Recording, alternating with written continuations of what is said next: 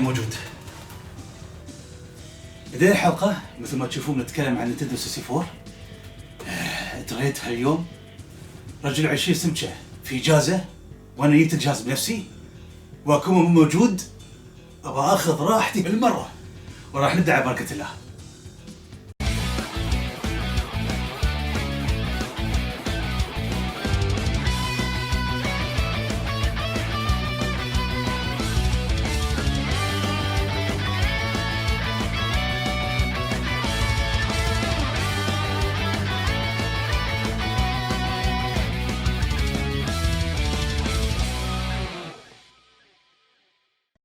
جهاز النينتندو 64 هو الجهاز الأخير لدى شركة نينتندو اللي يستخدم تقنية الأشرطة التقليدية.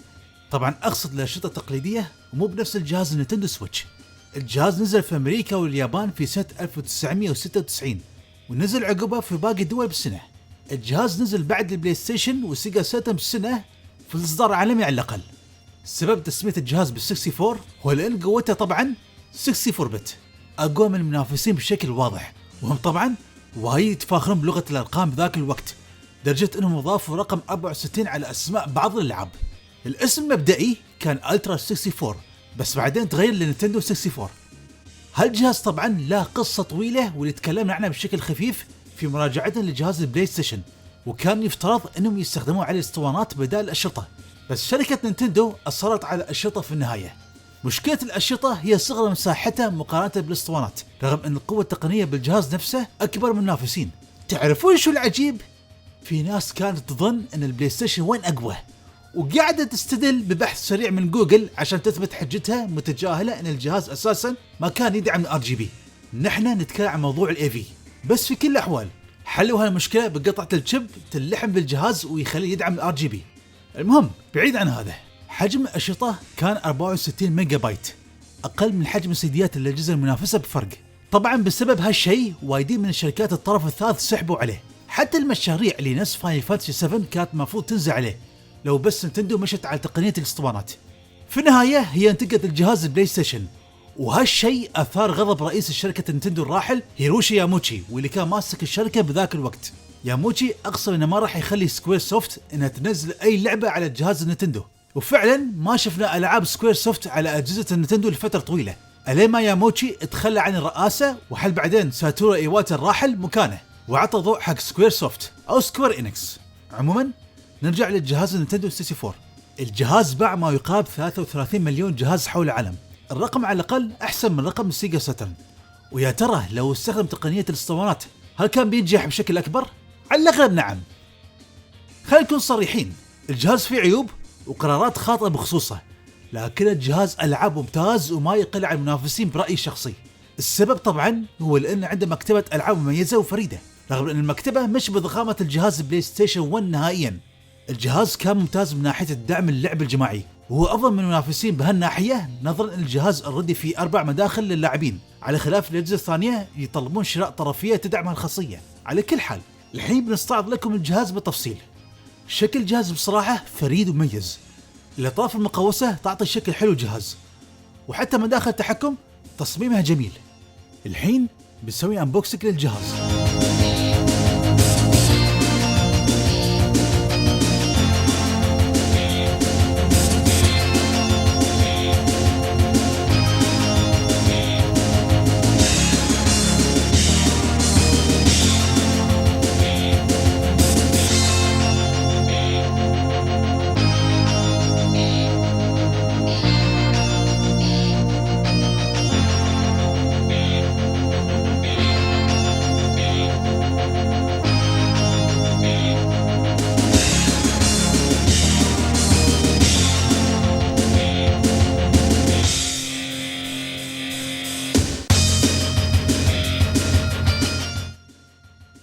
هذا الزر التشغيل، وهذا الزر العادة،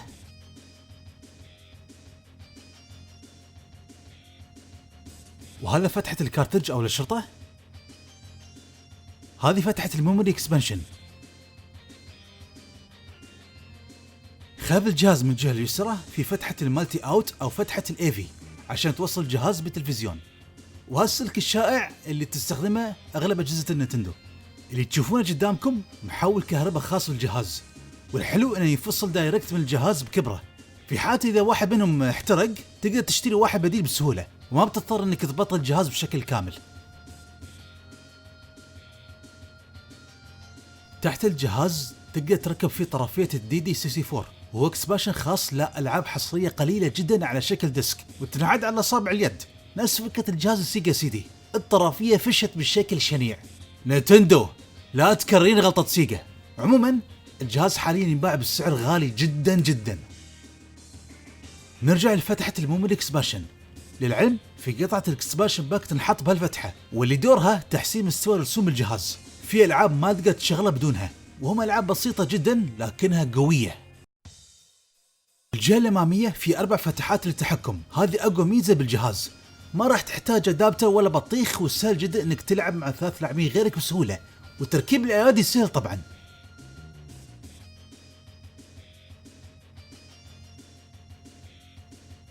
هذه اليد الخاصة بالجهاز وتصميمها كشكل جميل صراحة. المسكة بهالوضعية مريحة لليد والإبهام، وتقدر توصل للزرار. بالنسبة لمسكة الأنالوج، في لاعبين يمسكون الأنالوج بهالطريقة، وهذه طريقة جدا خاطئة. هذه هي الطريقة الصحيحة للمسكة بحيث انك توصل للزر الخلفي بسهولة. هذه يد ممتازة في ألعاب البلاتفورم بالذات. الحين بنشرح الأزرار كلها. هذا الديباد أو الأسهم، إصبع الإبهام يقدر يضغط على كل الاتجاهات بسهولة. أداءه في ألعاب القتال مقبول. هذا الأنالوج الجديد. بالذكر أن الجهاز ال64 أول جهاز يتم استخدامه في الأنالوج. هذه تعطيك حركة دقيقة بحيث أنك تقدر تمشي إذا دفعتها بشكل خفيف، وتقدر تركض إذا دفعتها لأقصى درجة. عملية في معظم الأوقات، ولو إن مرات صبعك يتزحلق منه. هذا الزر ستارت بنص اليد مباشرة، واصبع الإبهام يقدر يوصله بعد. بالنسبة للزر الرئيسية، هذا زر A، وهذا زر B. C تحت، C يمين، C فوق، C يسار. بالعادة هذول يكونون الوظائف الرئيسية مثل القفز والهجوم. وزر C لتحريك الكاميرا، لهذا هي جدا عملية في ألعاب البلاتفورم. هذا زر الكتف R، وهذا زر الكتف L. هذا زر Z خلف الجهاز، يعطيك الشعور الضغط على الزناد المسدس في ألعاب الشوتر. خلينا نذكر ان الجهاز ال64 حصل على اصدارات متعدده مثل الاجهزه المنافسه، البعض منهم شائع والبعض جدا نادر اذا بتسوون بحث مع كراتينهم، والاديشنات بشكل عام حلوين الجهاز. الحين بننتقل لاغلفه مع شرطتها. هذه اغلفه ال64، الامريكي والاوروبي مصممين بالعرض، بينما الياباني مصمم بالطول، وهم مصنوعين من الكرتون خفيف مثل الاجهزه المسبقه.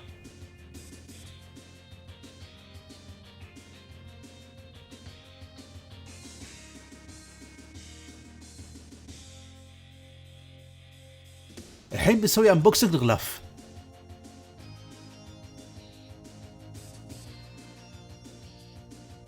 هذا الكتيب، هذا شكل الشريط، حجمه شوي صغير ومقوس من فوق لكنه جميل كشكل بشكل عام.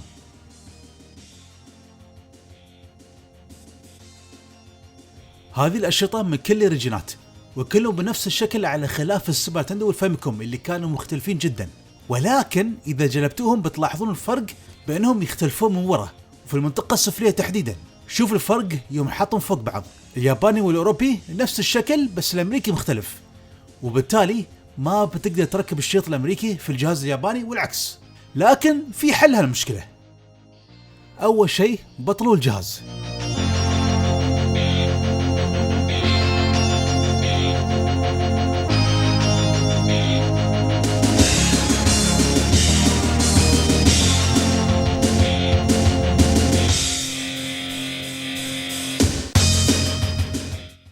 بعدين شيلوا القطعة العلوية، والحين شيلوا هالقطعة من فتحة الكارتج لأن المعضلة فيها تحديدا.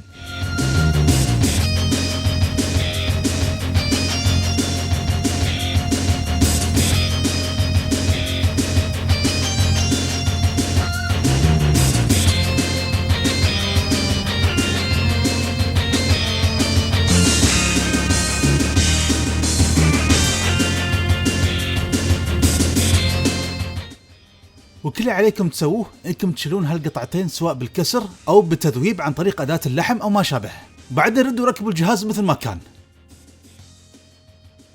للعلم هالطريقة تنفع بين الجهاز الامريكي والياباني فقط، لان الجهاز الاوروبي يشتغل على 50 ميجا هرتز على خلاف الامريكي والياباني اللي يشتغلون على 60 ميجا هرتز، وبالتالي ما بيكونون متوافقين حتى لو شليتوا القطعتين.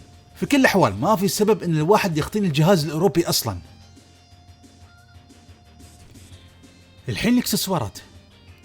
هذه بطاقة الذاكرة او الميموري كارد، حجمها 256 كيلو بايت. المميز فيها انها تتركب في الفتحة خلف الكنترولر عشان يسهل عليك التبديل.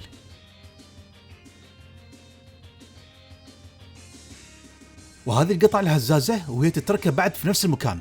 جهاز ال 64 اول جهاز منزلي طلع بهالتقنية. للعلم هي تستخدم بطاريات من نوع AA. هذه ترانسفير باك، هذه بالذات تستخدمها في لعبة بوكيمون ستاديوم عشان تلعب العاب البوكيمون الرئيسية على الجيم بوي على جهاز نينتندو 64.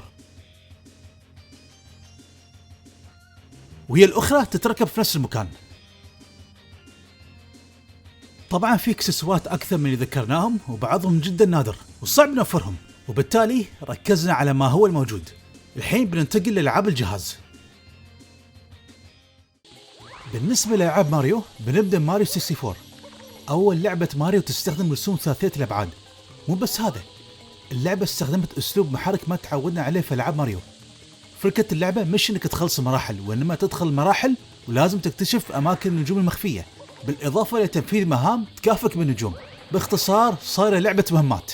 في مراحل بالقصر ما تقدر تفتحها إلا إذا كان عندك عدد معين من النجوم. من أقوى ألعاب البلاتفورم بذاك العصر، وايدين يعتبرونها أفضل لعبة ماريو ثلاثية الأبعاد. طبعا بتعتقدون أن ألعاب ماريو راح تحتل القائمة، لهذا راح نذكرهم مرة واحدة قبل الألعاب الثانية عشان ما تنتسل القائمة بألعاب ماريو بس. في عندنا بعد ماريو كارت 64. بعد نجاح الباهر نسخة السوبر ما في شيء يمنع أنهم يسوون جزء خاص لجهاز النينتندو 64. لعبة سباق السيارات خيالية واللي تتطلب منك استخدام أدوات في إعاقة المنافسين والحصول على المراكز الأولى. في عدة مضامير حق السباق بالإضافة إلى طور الباتل الممتع. في عندنا بعد ماريو بارتي 2. اخترنا الجزء الثاني لأني أشوف الأفضل بالسلسلة، هالسلسلة الشهيرة اللي تعتبر لعبة لوحية على شكل لعبة فيديو، وفيها عدد كبير من الألعاب المصغرة، وفوق هذا العديد من الخرائط اللي يتنافسون فيها اللاعبين. هذه اللعبة الأفضل حق اللعبة الجماعية واللي بتقضون فيها ساعات طويلة. بيبر ماريو بعد جديرة بالذكر، لعبة RPG بأسلوب كلاسيكي. الطريف بهاللعبة هو ستايل تصميم الشخصيات اللي هو مجرد تصاميم ورقية. الجيم بلاي يعتمد على المهارة أكثر من مجرد خيارات، بحيث أنك يوم تسوي هجمة معينة في كومند معين لازم تسويه. هذا يعتمد على الحركة اللي تسويها، ومن ميزتها أنك تقدر تصد ضربات الخصم عشان تقلل من نسبة الضرر اللي بتحصل من الأعداء. الشيء المؤسف أن الألعاب الRPG ما كان لها دور فعال على الجهاز، لدرجة أن بيبر ماريو تعتبر أقوى لعبة RPG على الجهاز. بانجو كازوي من روائع شركة رير على الجهاز، لعبة بلاتفورم بنفس ستايل ماريو 64، بحيث أنك لازم تجمع القطع اللي تركبها على صور المراحل وتفتحها. بس طبعا أجواء ومحركها مختلفين. أنت تلعب بالدب بانجو ومرافقته كازوي، ومهمته هي إنقاذ أخته الصغيرة المخطوفة من قبل ساحرة شريرة. الساوند تراك والليفل ديزاين باللعبة جميلين جدا، من أقوى الألعاب على الجهاز.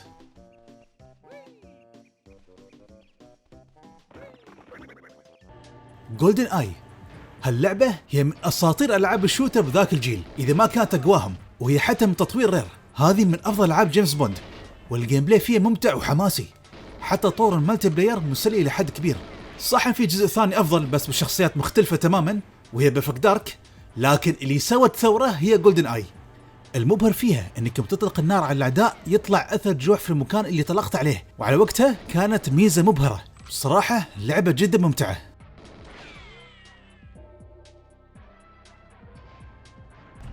WWF No Mercy، هاللعبة لازم نحطها بالقائمة لأنها تعتبر أفضل لعبة مصارعة على الإطلاق من قبل عشاق ألعاب المصارعة. هاللعبة تميزت بأفكار مميزة على وقتها. الجيم بلاي بذاك الوقت كان يعتبر واقعي واحترافي، ولين يومكم قاعدين نشوف نسخ مهكرة لهاللعبة بمصارعين من الجيل الحالي. اللعبة فيها طاقم ممتاز من مصارعين في عصر الاتيتيود، وكل مصارع عنده 4 أشكال تقدر تختار بينهم. ناهيك عن طور تصميم المصارع اللي هو عميق وبسيط بعد، واللعبة حتى ممتعة بشكل كبير في طور اللعب الجماعي.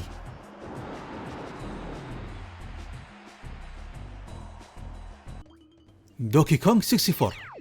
لاحظت ان هاللعبة نوعا ما مكروهة لدى بعض عشاق السلسلة ككونها مش ماشية على خطى سلسلة كونتري، بس انا انصحكم انكم تعتبرون ان اللعبة بلاتفورم على شاكلة ماريو 64 وبانجو كازوي، ومش لعبة من سلسلة كونتري. اللعبة تميزت بضخامتها، وفوق هذا التنويع الكبير بالجيم بلاي. انت مو بس تلعب دوكي كونغ، وانما في 4 قرود ثانيين غيره تقدر تلعب فيهم وتحاولون تحصل الموزات الذهبية المسروقة. شخصيا انا اعتبره افضل لعبة دوكي كونغ على الاطلاق، رأيي الشخصي هذا قبل ما حد يتنرفز. سوبر سماش بروس، لعبة قتال بأسلوب جماعي وعشوائي. هاللعبة كانت جدا مميزة عن اغلب العاب القتال، وتعطيك حرية الحركة في ساحة القتال بكبرها بدل ما تكون مقيد بحركات محددة نفس العاب القتال ثنائية الابعاد. مو بس هذا، في ادوات تقدر تحصلها بالمراحل وتستخدمها في هزيمة الخصوم. انت لازم تطيهم خارج ساحة القتال، والعداد اللي تشوفونه تحت هو عداد الضرر اللي يتلقونه الشخصيات. سلسلة شهيرة ما زالت مستمرة الين يومنا هذا. الشيء المؤسف بالموضوع هو ان العاب القتال على الجهاز ما كان لها دور فعال عليه. The Legend of Zelda وكارينا اوف تايم. هاللعبة هي اسطورة الاساطير، كانت الافضل على الاطلاق.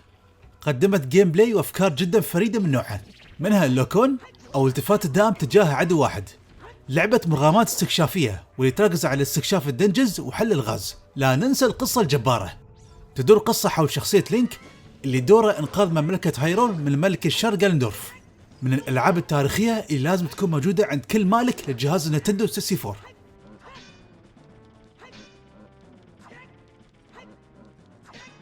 كيلر انستكت جولد، لعبة قتال حصرية أخرى على الجهاز، وهي الجزء الثاني لنسخة السوبر نينتندو. للعلم نسخة الأركيد من نشر ميدواي مرقمة برقم 2، على عكس نسخة ال64 اللي تم تسميتها لجولد واللي هي من نشر نينتندو. كان مقرر إصدارها على جهاز السوبر نينتندو لكنها ما شافت النور، نقلوها للجهاز النينتندو 64. للأسف نسخة ال64 ما فيها مقاطع سينمائية نفس نسخة الأركيد، لكنها قابلة للعب كلعبة قتال على الأقل.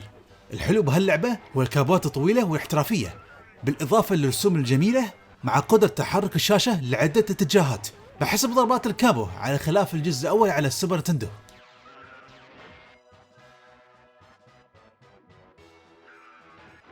كاسلفينيا ليجاسي اوف داركنس، هذا ثاني جزء صدر على الجهاز.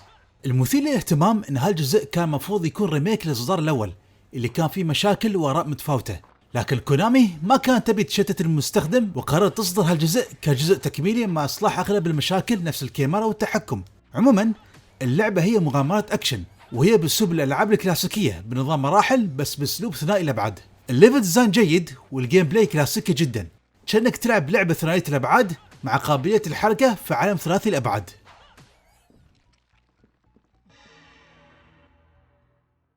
بوكيمون ستاديوم، نظرا شعبية بوكيمون الضخمة اللي صارت بذاك الوقت نزلت طبعا ألعاب بوكيمون على الجهاز. هذه لعبة بوكيمون قتالية بس بأسلوب RPG نفس الألعاب الرئيسية.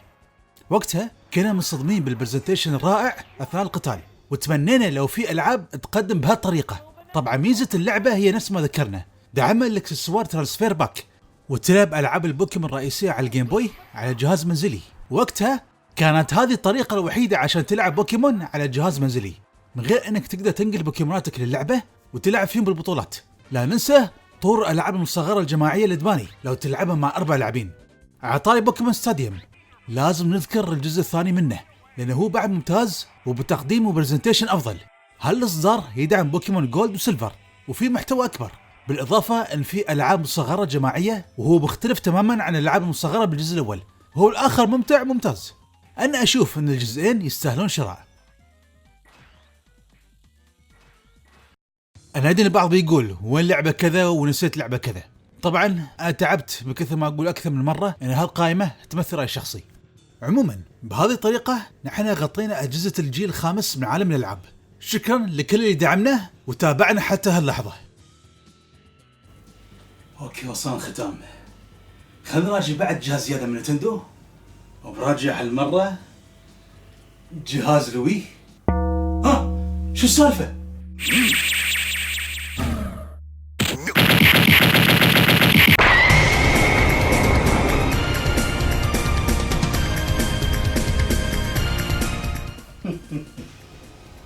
قال لي شو جهاز الوي؟ لا حبيبي، بنتكلم عن هالجهاز، الجهاز العجيب والأخير من سيجا اللي هو